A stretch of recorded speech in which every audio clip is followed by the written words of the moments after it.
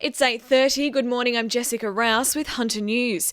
Hunter Valley Police are still piecing together just what caused a car to roll near Denman early yesterday morning. A Suzuki Vitara rolled on Bylong Valley Way at about 12:45am, throwing 3 people out of the tray in the back of the vehicle. 2 of the 3, both 16-year-old females, were seriously injured and airlifted to the John Hunter Hospital, while the driver, a 17-year-old male, and a passenger were treated for minor injuries. The driver was breath tested at the scene and returned a negative result. The man accused of a 5-hour standoff in East Maitland heads to Newcastle Court today with 7 charges against him. On Saturday morning, police noticed a man run from an allegedly stolen car in May Street to Nambit and pursued him to Card Crescent at Maitland, where it's alleged he broke into a unit and refused to come out.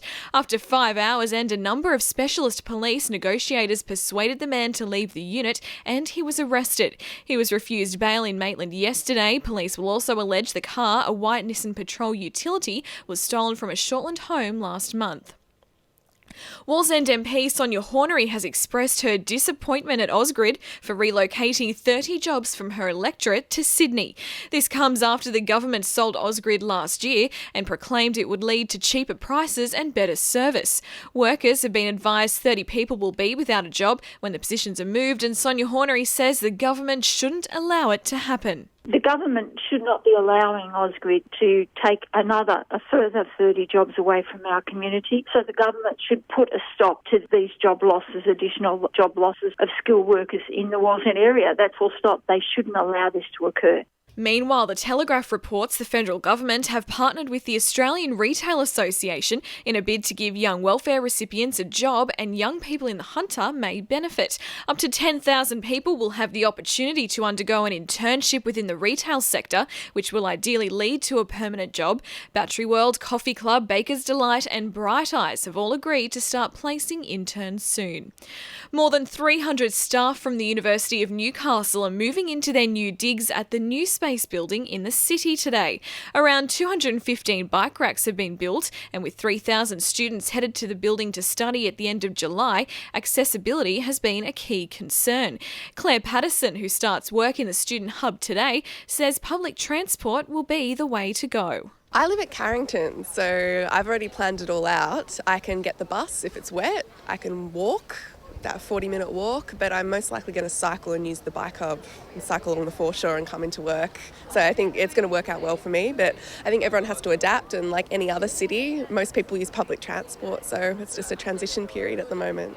As heat records continue to be broken year upon year, many Hunter residents will be rejoicing in the fact this winter will be a cold one. Last year's winter was the hottest on record, but meteorologists are predicting a return to normal for this July, with even some snow predicted this week in the Barrington Tops.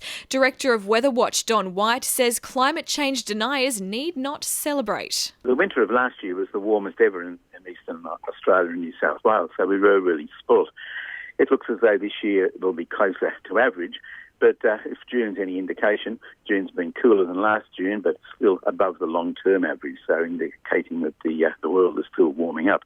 Sport for our sponsor, PRD Nationwide East Maitland. The Newcastle Knights look all but certain to pick up the wooden spoon after yesterday's 33-12 loss to the Tigers, but senior forward Jamie Buhrer says the Knights' fate isn't decided just yet. The 27-year-old made a welcome return from a broken ankle in yesterday's loss and played 56 minutes off the bench. Buhrer says he has faith the Knights can avoid the wooden spoon. Plenty of games we've played this year that we feel, we could have won. Today obviously wasn't one of them, with the result how it went. But I'm certainly confident that we can get some wins up, towards the back half of the year. But we've certainly got to be a lot better than that.